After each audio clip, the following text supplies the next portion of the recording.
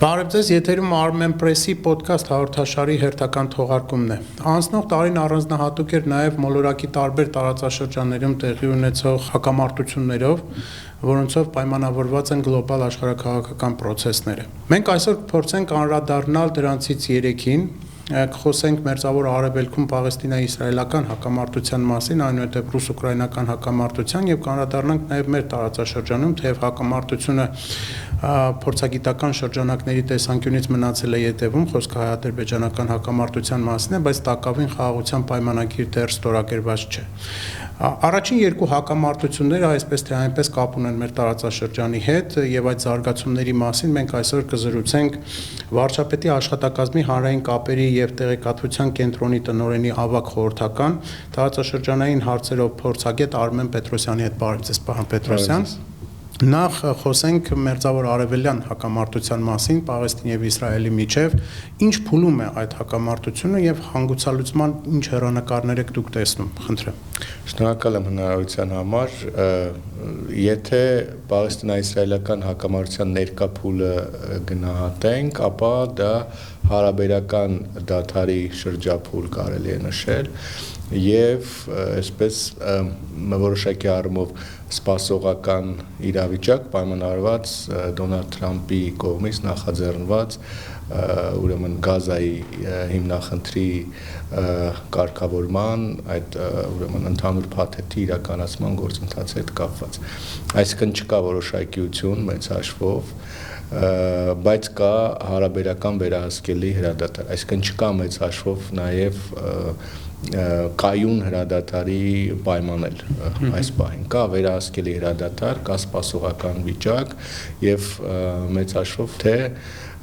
հակամարտության բուն կողմերը եւ թե տարածաշրջանը եւ ինչու ոչ նաեւ աշխարհն այս պահին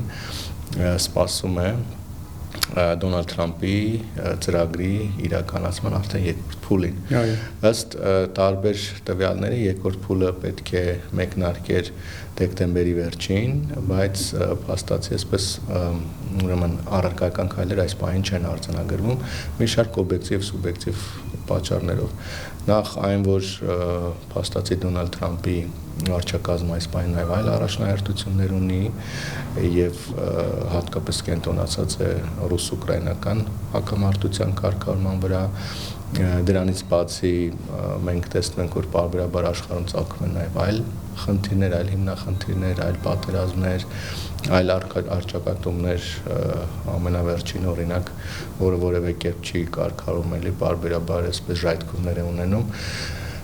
Դա ուրեմն Թայլանդի եւ Կամբոջայի միջև հակամարտությունն է, Աֆղանստանի շուրջ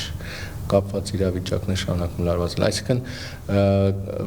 այս պահին Դոնալդ Թրամփի վարչակազմը մեծ հաշվով առաջնահերթություն ունի աշխարհը հնարավորինս կայուն պահելու։ Սա է առաջնահերթությունը։ Պարոն Պետրոսյան, մենք հիշում ենք, որ անցնող տարվա ընթացքում տեղի ունեցավ գագաթաժողով Պաղեստինա-իսրայելական հակամարտությանն նվիրված, նույնիսկ խաղաղության, այսպես ասենք, համաժողով էր։ Ձեր տեսանկյունից այստեղ ավելի շատ միտումները ինչպիսին են դեպի խաղաղություն տանող, թե դեպի նորից սրացում,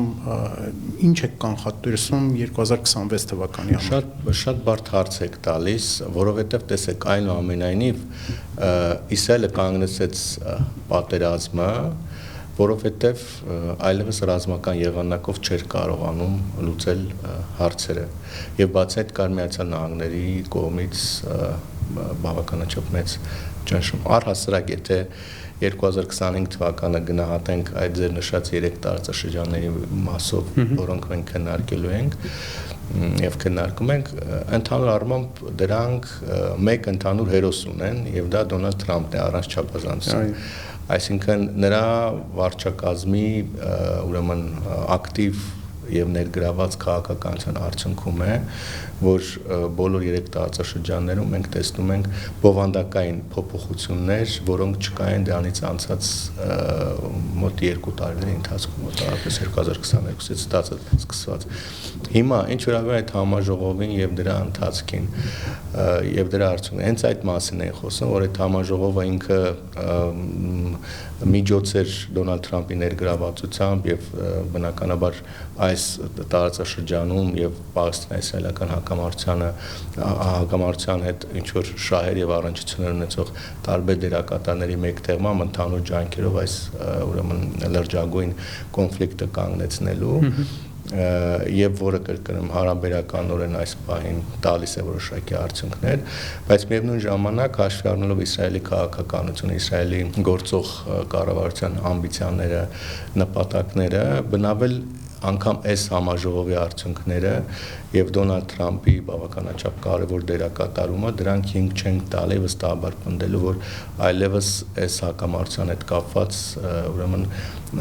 խնդիրները հանգուցալուծված են։ Շատ բարձ բացատրություն ունի միտքս եւ դա պայմանավորված է նրանով, որ ինչպես արդեն նշեցի, Իսրայելը որևէ կերպ չի պատրաստվում ուրեմն իր համար այսպես արմատական լուծման գնալու պլանից հրաժարվել, իսկ դա Գազայի հատվածի անեքսիան է։ Մյուս կողմից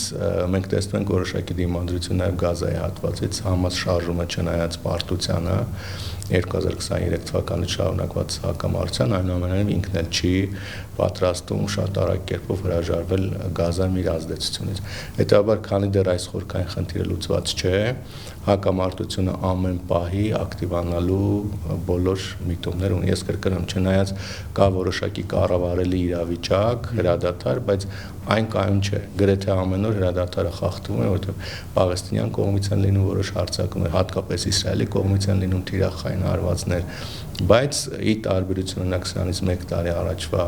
իրավիճակի այդ ակտիվ հակամարտության փուլը այլևս չկա։ Պարոն Պետրոսյան, կա եւս մի մտահոգիչ հարց ընդհանուր այս համատեքստում, խոսքը վերաբերում է Իրանի Իսլամական Հանրապետությանը, մեր բարիդրացիական հարևանին, որ հետ սերտ հարաբերություններ ունենք եւ խոսք է գնում նաեւ ռազմավարական փաստաթուղթ ստորագրելու նաեւ Իրանի Իսլամական Հանրապետության ու Հայաստանի միջեւ, բայց փորձագիտական նաեւ վերլուծություններում կարմիր թելով անցնում է այն միտքը, որ կարող է վտանգավոր այնպիսի զարգացում լինի, որ Իրանը ներքաշվի Պաղեստինա-իսրայելական հակամարտության մեջ, բայց կարծես թե Իրանի վերնախավին քաղաքական ղեկավարությանը հաջողվում է չեզոք մնալ, այնուամենայնիվ չներքաշվել այդ հակամարտության մեջ եւ չգնալ սրացումների։ Կպահպանվի այս միտումը ըստ ձեզ։ 2025 թվականի ուրեմն ամենակարևոր իրադարձություններից մեկը տարածաշրջանային դա Իսրայել-Իրան 12-օրյա պատերազմն էր։ Եթե ես պատասխանեմ ձեր հարցին, Իրանի հնարավոր ներգրավվածության հետ կապված Իսրայել-Պաղեստին հակամարտության մասով, ապա Իրանը չունի նման նպատակներ, չունի նման ծրագրեր, ասեմ ավելին, դեռևս 2023 թվականին, երբ որ նոր էր ակտիվանում այս հակամարտությունը, այն ժամանակ Իրանի ազդեցության հնարավորությունները եւ ընդհանրապես Իրանի հնարավորությունները ռազմաքաղաքական առումով, ռազմավարական առումով շատ ավելի մեծ են, այսինքն այդ ժամանակ Իրանը շատ ավելի մեծ եւ անգամ ավելի արդյունավետ ներգրավվածություն կարող էր ունենալ, բայց ուղիղ ներգրավվածություն չեղավ, եղավ պրոքսի աջակցություն Համասին, դա Հիզբալլահի կողմից էր, Սիրիայում իրանամետ ուժերի կողմից էր, Եմենում հութիական Անսար Ալլահ խմբավորման կողմից էր, Գազայի ներսում տարբեր ուժերի այսպես համախմբման միավորման ուրեմն եղանակով էր եւ Իրանի կողմից քաղաքական աջակցություն, այսինքն այն ժամանակ, երբ որ կար այդ հնարավորությունները շատ ավելի մեծ ուղիղ ներգրավվածության եւ արդյունավետության, դա չօգտագործվեց։ Իսկ 12-օրյա պատերազմից հետո, որը մեծ հաշվով, եթե օբյեկտիվ գնահատենք նաեւ որոշակի անհաջողություններ եւ նաեւ ուրեմն հարված Իրանի ազդեցությանը, որովհետև ոչ միայն Իսրայել, այլև Միացյալ Նահանգների աջակցությամբ էր Իսրայելը այս գործընթացը նախաձեռնել ռազմական հարձակում օպերացիան նախաձեռնել, այս համատեքստում բնականաբար եւ Իրանի ներկա վիճակում, դիրքային առումով, հնարավորությունների առումով եւ նաեւ աշխարհում շարունակվող անորոշության առումով Դոնալդ Թրամփի պաշտոնավարման հետ կապված իրողություններով, որտեղ մենք գիտենք, որ այնուամենայնիվ նրա գործողությունները որոշակի առումով նաեւ անկանխատեսելի են, եւ զուգահեռաբար նաեւ իհարկե Իսրայելի քաղաքականությունը եւ Նեթանյահուի ռազմատենչ քաղաքականությունը հաշվի առնելով շատ մեծ է վտանգը, որ մինչեւ Դոնալդ Թրամփի պաշտոնավարման ավարտը գուցե Իսրայելը ուրեմն շարունակի կամ նախաձեռնի մեկ այլ նոր ռազմական գործողություն Իրանի դեմ, այսինքն այս մտավախությունը կա եւ սա արդեն հաշվի առնելով եւ նաեւ 12 օրյա պատերազմի հետևանքները հաշվի առնելով կարծում եմ որ Իրանը թույլ չի տա այնպիսի վարքագիծ որը կարող է պատճառ հանդիսանալ եւ ուրեմն օգտագործվել Իսրայելի կողմից որպես պատրվակ նոր ռազմական ագրեսիա։ Ասեմ ավելին, 12-օրյա պատերազմից հետո անգամ, երբ որ խոսք է գնում Իրանի միջուկային ծրագրի հետ կապված, իրանական կողմը բավականաչափ զգուշավոր է խոսում։ Չնայած որ Իսրայելը փորձում է օգտագործել այդ խնդիրը, որ դեռևս կա, Իրանը զարգացնում է, չնայած միջազգային հանրության կոչերին, ակնկալիքներին, այնուամենայնիվ Իրանը գաղտնի զարգացնում է միջուկային ծրագիրը եւ այլն եւ այլն։ Այդ իրանական կողմից հռետորաբանական մակարդակում բավականաչափ մեծ զգուշավորություն, ընդ որում նաև Միացյալ Նահանգներին ուղղված ուղերձներում կա զգուշավորություն, այսինքն որևէ կերպ թույլ չտալու նոր պատերազմի հնարավորություն։ Պարզ է։ Անցնենք առաջ, երկրորդ հակամարտությունը ռուս-ուկրաինական մեծ ցավ է պատճառում զուտային պատճառով, որ Հայաստանը դիվանագիտական հարաբերություններ ունի Ուկրաինայի եւ Ռուսաստանի հետ, երկու երկրներում էլ կան հայկական խոշոր համայնքներ եւ այդ պատերազմը իսկապես ցավ է պատճառում հայերիս։ Բացի այդ Ռուսաստանը էլ նաեւ Հայաստանի ռազմավարական գործընկերն է։ Ինչ փուլում է այդ հակամարտությունը ձեր կարծիքով, առավելևս եթե հաշվի առնենք նաև փորձագիտական այն կանխատեսումները, որ կարող է եւ մոտ լինել հանգուցալուծումը խաղաղությունը, առավելևս որ դուք նշեցիք նաև Դոնալդ Թրամփն է անձամբ շահագրգռված, որպեսզի այդ հակամարտությունը ավարտվի, ինտենսիվ ամերիկյան կողմը բանակցություններ է վարում եւ Ռուսաստանի եւ Ուկրաինայի հետ։ Ինչ ունենք այժմ եւ ինչ կարող ենք կանխատեսել 26 թվականի համար, խնդրեմ։ Տեսեք, ի տարբերություն օրինակ մերձարևելյան հիմնախնդիրների ես ռուս-ուկրաինական հակամարտության ավելի նեղ գծով փորձագետը չեմ եւ չեմ կարող նման խորքային կերպով վերլուծել, բայց այսպես կասեմ, էլի ի տարբերություն օրինակ նույն սրանից 1 տարի առաջվա իրողությունների, այսինքն 2024-ի վերջ եւ 2025-ի մեկնարկ, այստեղ եւս ունենք բովանդակային փոփոխություններ, այսինքն առնվազն կա ոչ միջնորդավորված երկխոսություն, որը նախկինում չկար։ Միացյալ Նահանգները ակտիվ, բավականաչափ ակտիվ ջանքեր է գործադրում, որպեսզի հակամարտությունը հանգուցալուծվի։ Իհարկե, ակնկալիքները նույն Դոնալդ Թրամփի վարչակազմի, որ շատ արագ լուծվող հակամարտություն է, դրանք չեն արդարանում եւ օբյեկտիվորեն չեն արդարանում։ Բայց ամեն դեպքում մենք ունենք բանակցային գործընթաց, մենք ունենք գետնի վրա պլան, փաստաթուղթ հակամարտության կարգավորման, որը առնվազն բանակցում է, բայց միևնույն ժամանակ մենք չենք տեսնում հիմնականում հակամարտ կողմերից, այսինքն դա Ռուսաստանն է, Ուկրաինան է եւ մյուս կողմից իհարկե Ուկրաինայի թիկունքին կանգնած հատկապես եվրոպական միության երկրները, չենք տեսնում նրանց կողմից բովանդական եւ սկզբունքային հարցերի հետ կապված լուրջ փոխզիջման միտումներ։ Հռետորաբանության մակարդակում այդ դիվանագիտական process-ի տրամաբանության մեջ քարոզչական մակարդակում իհարկե արում են հայտարարություններ, որոնք որոշակի առով նաև հույս են ներշնչում, որ կարող է ինչ-որ ուրեմն լուրջ տեղաշարժ արձանագրվել հակամարտության հետ կապված, բայց կրկնում եմ իրական գետնի վրա եւ ամենասկզբունքային հարցերի մասով կողմերն այս պահին թե ռուսական կողմը եւ թե ուկրաինական կողմը այս պահին պատրաստ չեն զիջումների եւ սա է պատճառը, որ ես օրինակ կդժվարանամ ասել արդյոք 2026-ին մենք լուրջ ուրեմն տեղաշարժի ականատեսը կլինենք, որքան էլ Միացյալ Նահանգները փորձում է ուկրաինական ուղղությամբ ավելի տեսանելի ճնշման, փորձում է բերել եւ նաեւ իհարկե ռուսական ուղղությամբ էլ կան որոշակի քայլեր, բայց այդ ճնշումները դրանք համեմատելի չեն իհարկե։ Որքան էլ փորձում է ձևավորել բանակցությունների համար կամ փոխզիջումների համար դրական միջավայր, բայց իմ գնահատմամբ այնուամենայնիվ դա այդքան էլ այս պահին իրատեսական չէ, որտեղ Ուկրաինան պատրաստ չէ հրաժարվել հատկապես ուրեմն տարածքներից, տարածքային պահանջներից Ռուսաստանի կողմից, Ռուսաստանը ինքը պատրաստ չէ հրաժարվել Ուկրաինայի նկատմամբ տարածքային պահանջներից եւ իհարկե Ուկրաինայի ուրեմն հատկապես կարևոր Ուկրաինայի հետ կապված նրա անվտանգության եւ նաեւ տնտեսական վերականգնման երաշխիքների հարցն է, որը բաց է մնում եւ այս համատեքստում բնականաբար իհարկե կանխատեսել են բանակցություններ, ես չեմ կարծում որ Միացյալ Նահանգների վարչակազմը ինքը շատ արագ հանձնվելու է, դիվանագիտական ջանքերը շարունակվելու են, բայց շատ մեծ ազդեցություն կունենա կարծում եմ հակամարտության կարգավորման վրա, գետնի վրա, այսքան ռազմական գործողությունների թատերաբեմում ուրեմն հետագա զարգացումները, այսինքն եթե ուկրաինական կողմը ունենա նոր տարածքային կորուստներ կամ նոր ուրեմն անհաջողություններ, սա գուցե ավելի խոցելի դարձնի եւ ավելի հակի ուկրաինական կողմին փոխզիջման եւ զուգահեռաբար եթե այս իրավիճակը պահպանվի, այսինքն Ուկրաինան շարունակի անգամ նման կերպով դիմադրել եւ ռազմի դաշտում լուրջ էական տեղաշարժ չլինի, այս դեպքում էլ լճացումը հակամարտության եւ ոչ կոմպրոմիսային կողմերի դիրքավորումը վստահաբար կշարունակվի 2026-ին եւ էական էլ առարկայական արդյունք չեն կարձանագրի։ Շատ լավ, հիմա անդրադառնանք մեր տարածաշրջանին, Հարավային Կովկասը գաղտնիք չէ, որ գերտերությունների կողմից աշխարհաքաղաքական կարևոր, դերակատարների կողմից ընկալվում է որպես մեծ ներուժ ունեցող տարածաշրջան, որտեղ կարող են կյանքի կոչվել բավականին մեծ մեգածրագրեր։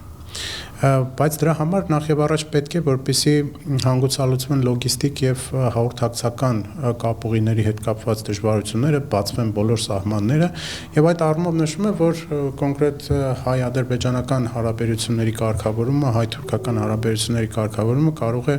դրական խթան հանդիսանալ այդ առումով։ Պատահական չէ, որ կոնկրետ հայ-ադրբեջանական հարաբերությունների կարգավորումը, բանակցային գործընթացը առաջին պլան էր մղվել անցնող տարվա ընթացքում։ Ինչպես կգնահատեք այդ գործընթացը եւ ձեր գնահատականները նաեւ այս առումով ներկայացրեք, խնդրեմ։ Շնորհակալ եմ, այստեղ էլի պետք է ընդգծումս կատարեմ։ Շնորհակալություն քեզ Դոնալդ Թրամփ։ Առանց չափազանցության։ Տեսեք, մի բան է, երբ որ քաղաքական մակարդակում են անընդհատ, եթե նկատել եք թե Ադրբեջանից, թե Հայաստանից երկրի ղեկավարների մակարդակով այս ուղերձները հնչում, բայց միանշանակ նաև փորձագիտական մակարդակում չի կարելի ուրեմն այս հանգամանքը եւս անտեսել։ Մեկ դուք շատ գեղեցիկ կերպով եւ շատ հիմնավոր ներկայացրիք այն ակնկալիքները, գնահատականները, որոնք կան եւ այսօր հնչում են Հարավային Կովկասի ուրեմն աշխարհագրական եւ ռազմավարական տրանսպորտային ներուժի հետ կապված։ Բայց մեկ տարի առաջ մենք նման ուրեմն գնահատականներ չունեինք, դրանք ավելի շատ տեսական մակարդակում էին, բայց միևնույն ժամանակ մենք ուրեմն Հարավային Կովկասի հետ կապված ունենք շատ մեծ անորոշություն։ Օգոստոսի 8-ից հետո 2025 թվականի վստահաբար իրավիճակը փոխվել է եւ դա ակնհայտ է։ Այսինքն Վաշինգտոնյան պայմանավորվածությունները եւ դրան հետեւած զարգացումները նաև արդեն պրակտիկ քայլերը կողմերից այդ խաղաղությանը հակելու եւ ուրեմն խաղաղություն կառուցելու, խաղաղությունը ամրապնդելուն միտված, որոնք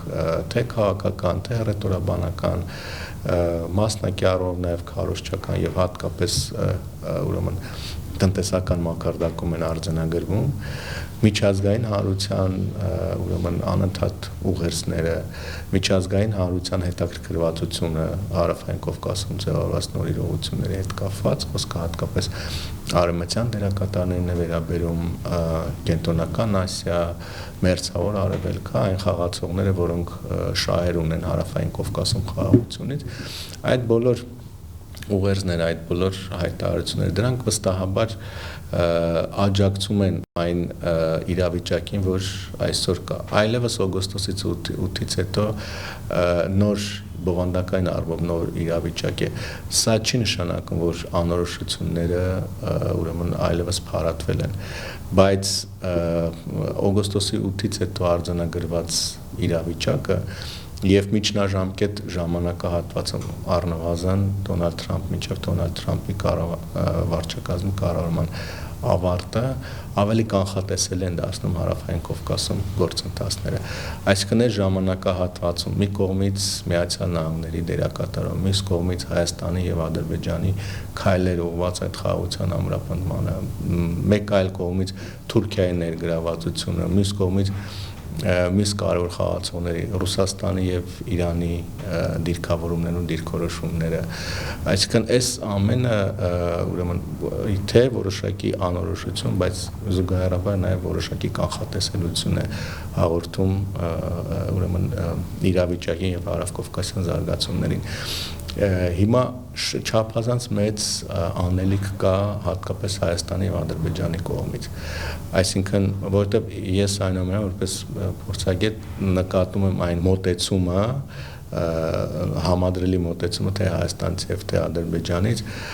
այստեղ Հարավային Կովկասում կառավարելի պահելու իրավիճակը եւ թույլ չտալու այն կոնֆլիկտային միջավայրի ձևավորումը, որը կարող է արտաքին դերակատարներին կրկին այսպես ակտիվ կերպով ներգրավել մեր տարածաշրջանի վրա եւ թույլ այս կոնֆլիկտային միջավայրի միջոցով նրանց ակտիվ ազդեցությունը բերի։ Հակառակ ես տեսնում եմ, որ կա հստակ միտում խաղաղության միջավայրի ձևավորմամբ Հարավային Կովկասը դարձնել բոլորի համար շահեկան եւ գրավիչ տարածաշրջան, թե տրանսպորտային կապուղիների, թե էներգետիկ նախագծերի, թե ընդհանուր առումով քաղաքական, աշխարհաքաղաքական հետաքրքրությունների ուրեմն մեկտեղման տեսանկյունից։ Այնպես որ եթե նշեմ 2026 թվականը մեր տարածաշրջանի համար չափազանց կարևոր տարի է լինելու, կողմնորոշիչ տարի է լինելու, եւ դա ինչով է պայմանավորված, առաջին հերթին բնականաբար TRIP նախագծի իրականացման ընթացքի։ Այսինքն եթե այս նախագիծը այնպիսի դրա իրականացումը այս պայն բանակցային փուլի հետ գործունենք, հաջորդ փուլը արդեն լինելու է կոնկրետ քայլերի իրականացումը, եթե այս գործընթացը ինքը եղավ բոլոր հիմնական շահեր ունեցող դերակատարների համար փոխհմբռնելի, առաջին հերթին Հայաստան, Միացյալ Նահանգներ, Ադրբեջան, ապա բնականաբար այն միջավայրը, որ մենք ունենք, ավելի ամրապնդվել է։ Իհարկե սրան դրականորեն ազդելու հնարավորություն ունի այս process-ները նաև Թուրքիան, վստահաբար։ Եթե թուրքական կողմից էլ լինեն առարկայական քայլեր Հայաստանի հետ հարաբերությունների կարգավորման գործընթացում, Հարավային Կովկասում խաղաղության ամրապնդման գործընթացում, վստահաբար այստեղ խաղաղությունը չափաբաժին ավելի աճելու եւ ամրապնդվելու է։ Եվ զուգահեռաբար նաև եթե շարունակվի ուկրաինական հակամարտությունը, իհարկե ինքը ցավալի իրողություն է, որ հակամարտություն պատերազմ շարունակվելու է, բայց դրանով հանդերձ եթե դա շարունակվի, ապա Հարավային Կովկասում խաղաղության գործընթացի ամրապնդման վրա կողմնակի ազդեցությունները եւս կարող են ավելի երկրորդական պլան գնալ, այսինքն Ռուսաստանը շարունակել է ուրեմն ավելի ներգրավացնել Ուկրաինայում, Իրանը առանց Ռուսաստանի ազդեցության չի կարողանալու լուրջ ազդեցություն ունենալ եւ նաեւ Միացյալ Նահանգների ակտիվ ներգրավվածության համատեքստում թե Ռուսաստանի թե Իրանի կողմից մենք կարող ենք տեսնել ավելի դրական ներգրավվածություն այս process-ին, որը կրկնում եմ, այլ ավելի կարող է ուրեմն խթանել թե TRIP նախագծի իրականացումը եւ թե Հարավային Կովկասում ուրեմն խաղաղության կառուցման եւ ամրապնդման գործընթացը։